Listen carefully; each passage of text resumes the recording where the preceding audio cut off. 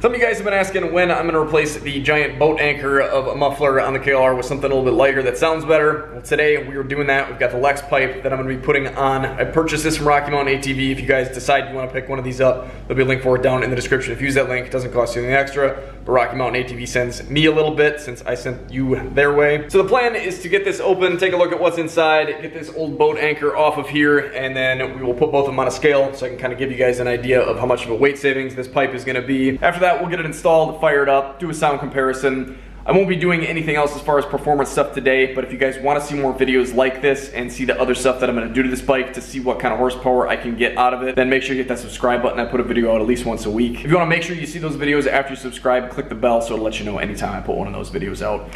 And we've got hardware and clamps, link pipe.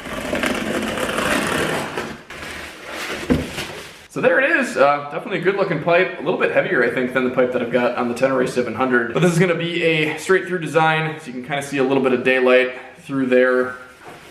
The other end, you've got a spark arrestor tip in there. I think this should be below 96 decibels. Rocky Mountain ATV's got a video on this that will do a much better job explaining it, but this is a tunable exhaust, so you can take this off, and I think there's a couple different combinations that you can switch in and out, basically for different trail conditions, or possibly races. I guess I won't be doing any races with the KLR 650, but we'll be flashing the ECU later on here. And then we'll see how it compares to the Tenere 700 that's sitting behind the camera. So to get at the exhaust, I'm going to pull this panel off here. That's just 3 fasteners, this one, and then one back here just under the rack. Those do have little washers on them.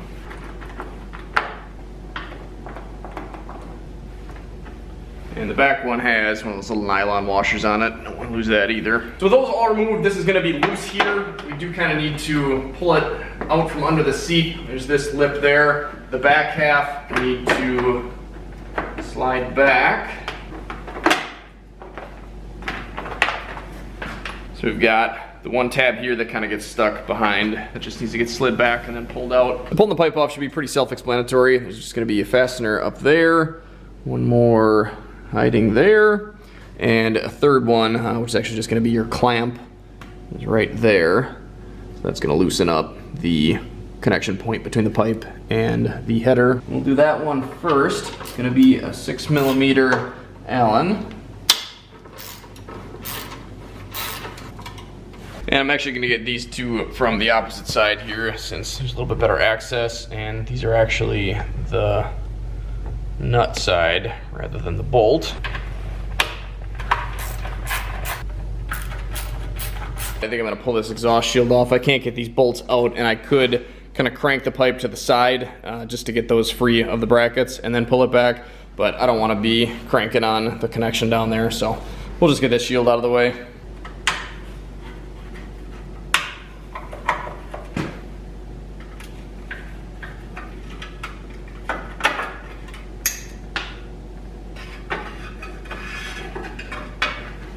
Yeah, I like that much better. Just pull these right out. Pipe should just come straight back. Very nice. That is quite the hunk of metal. Let's get the scale out. So I've got both of these on a scale, less the clamp, because that's actually going to be switched from the old exhaust onto the new one, but I've got the rest of the hardware just kind of piled up on each of them, so this should be a pretty even comparison. Looks like we're at 14.3 for the stock exhaust. 7.3. So that means by dumping the boat anchor there and moving to the Lexx system, we're saving 7 pounds, which isn't half bad.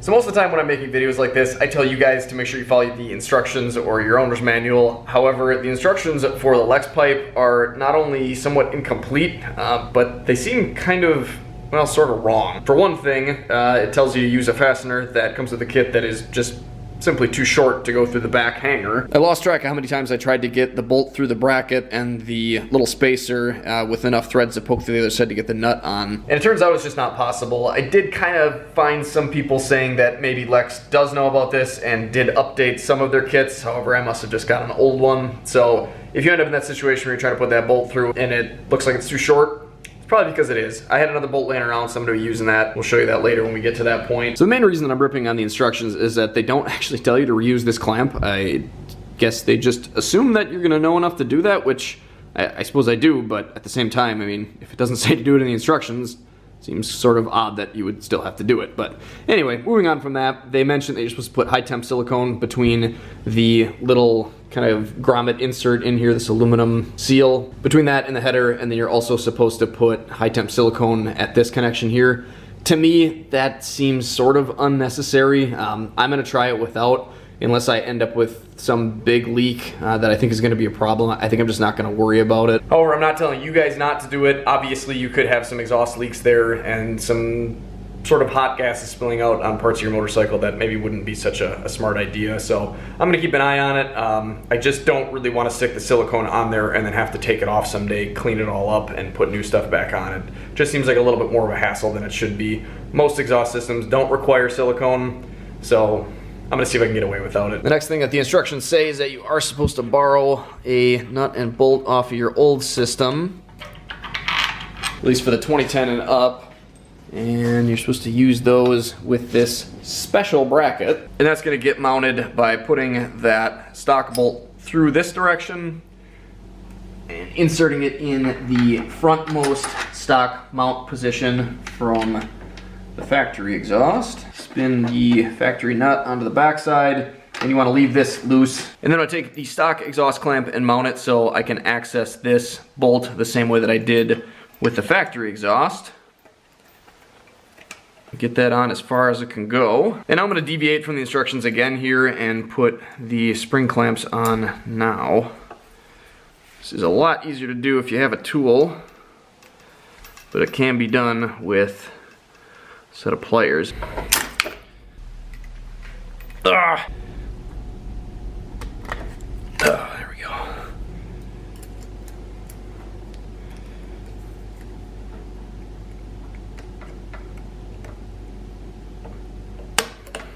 I have heard about these things breaking, so I wouldn't plan on taking them on and off too many times, which means when you go to do this connection, make sure that you've got this oriented right so you don't have to do this twice. So the instructions mentions dry fitting the mid pipe through here to make sure that it's not going to interfere with your mud flap. It sounded like maybe just the Gen 2s would have needed that done. I dry fitted up here and it seems like everything's fine, so I'm not going to cut anything out. Next, you want to make sure you get these things ready to go before you stick the pipe on there. They are slightly different. This one's got the longer bracket on the top. That one's got the shorter one. So this long one is going to be your front mount. That's going to made up with the special bracket that they've got on there. These do have an in and an out. As you can see, the X right there above my thumb, that means that's supposed to go on the inside of the bike, and that's basically just because these are slightly offset on the kind of goofy oval shape, and that just kind of pushes the pipe further out that direction. So I'll have this one ready to go up here. I've also got the hardware that is going to go all the way through with that and then through this bracket here. So just kind of fit that up to make sure that you got the right one. They send you a bunch of hardware. It seems like most of it is kind of useless. For the back here, I've got my bolt that I had laying around here. I used the washer that the one washer that they sent with on there because I think I'm going to need a little bit of spacing, since I'm not sure what this came off of, but my threads are a little marred up on here. But seems like this should work out okay. I've got my nut and the little spacer ready to go. I don't know how easy this is going to be to see when I go to do it, so I'll just kind of show you here before I put it on the bike. Again, with the X side towards the inside of the bike, I'm going to have that spacer on the inside there, and that spacer is going to get pressed tight up against the rear stock hanger, like so. The longer eared one is going to get slid on first, and I'm going to shove the pipe through and onto the header. You don't want to just let this hang, which is why I've got my bracket on here ready to go. Kind of find the V on the bottom here, shove the pipe as far forward as it'll go. So this special hanger piece up here that of course is behind the bar that you can't see does have some amount of adjustability to it. So I'm gonna kind of just try to position this with the pipe as far pressed forward as possible, and then line it up and put my bolt through and nut the back side of it. Again, kind of still leaving everything loose until the end. Somehow with all the X talk, I still put this on backwards. Let's pretend I did this for demonstrational purposes. Next to the inside. So now at this point, I'm just gonna make sure that this mid pipe isn't rubbing on anything and that the springs aren't either. Double check that I'm not gonna be melting that mud flap. I think that looks good. And once I'm happy with how that all looks, I will just need to get in here and apparently twist my clamp back around since that's faced the wrong way now. There we are. So I'm just gonna give the pipe kind of a shove that direction to make sure that's on there tight. I will also be making sure that this clamp is pushed on to the mid pipe as far as it can go. And then we'll just snug that up. And next I'm gonna slip the other shorter ear bracket on the back here, put my bolt from home through the bracket, grab my spacer, again putting that between the clamp and the factory hanger. There's a little grommet on the back that you end up kind of pushing off when you put the bolt through, so make sure you don't lose that. I also don't really know what this is about. You'd think they could have maybe like moved the logo, or I don't know. I guess I'm glad that the pipe's not any longer, but this seems a bit odd. I'm gonna make sure that that grommet with the metal washer on it is still on the back side of both of these, I guess, for that matter. I'm also putting a little bit of blue Loctite on every bolt here, other than probably the link pipe bolt. Better safe than sorry, rather not have to replace any of these again. So now it's just gonna be a matter of going through and tightening all these up just a little bit at a time so everything kind of falls into place correctly. You wanna make sure that you get this one, but also don't forget about the one in the stock hanger up top there. All right, well I would say it's time for a sound comparison.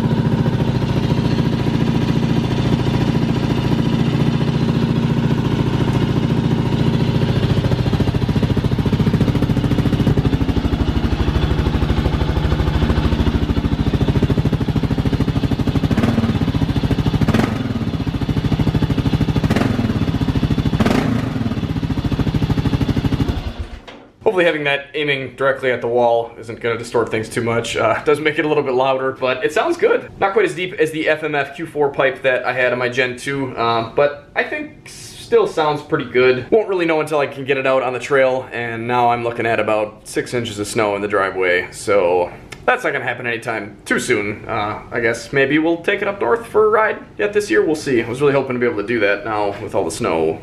Maybe not. So before my Loctite dries, I'm gonna go hit all the bolts again just to make sure that nothing got rattled loose with that first fire up. Being that there's Loctite on there, after that there shouldn't be any issues, but at some point in time, probably not a bad idea to go through and check all this stuff. So all in all, really kind of satisfied with how this went together. I think the pipe looks good on there. It seems like a good quality. I did see a review on Rocky Mountain TV that the back half of it sort of went silver instead of black. So I'll have to keep an eye on that. Not really sure what the deal with that was. I think a lot of people run these pipes and I don't think I've seen that anywhere else. I guess maybe you guys can let me know down in the comment box below if you've got one of these and if yours is still black where it's supposed to be black. So here's what it looks like with the Gen 3 plastic back on. Not too bad. Glad that doesn't stick out too much farther than that, but doesn't seem like we'll be cooking anything back there. You guys probably noticed the bit of a leak that I had going on between the mid pipe and the pipe itself. I think that is going to be kind of spitting out directly at my plastic here. Does seem like maybe my aluminum foil on the inside here will help that. I should probably stick some high temp silicone in here. Definitely a little bit disappointing that I had to supply some of my own hardware and that came with a bunch of hardware that I didn't need and that the instructions weren't really very clear and didn't mention the front clamp, but I guess for 200 bucks, I think I got what I paid for anyway. I guess we'll see how this goes down the road. You're supposed to repack these every 20 hours or something like that. I've never repacked the one on my Gen 2 KLR, and that seemed fine. I think they just kind of get loud. I think the Leo Vance is the pipe that a couple people were telling me never has to be repacked. It's all just metal baffling. That's a pretty slick setup. If you're gonna buy the bike, buy the pipe, and plan on keeping both for a long time, maybe that would be the way to go. But again, for the money, really not too disappointed in how this came together. So if you guys want to see more videos on the KLR 650, make sure you hit that subscribe button, click the bell after you're subscribed. In the summertime, I put a video out at least once a week. I probably have a few more videos coming out yet this year, so make sure you click the bell after you're subscribed so it lets you know every time I put one of those videos out. Otherwise, guys, make sure you get out and enjoy this beautiful world if you can. However, if you can't, here's some more videos we're here to check out in the meantime.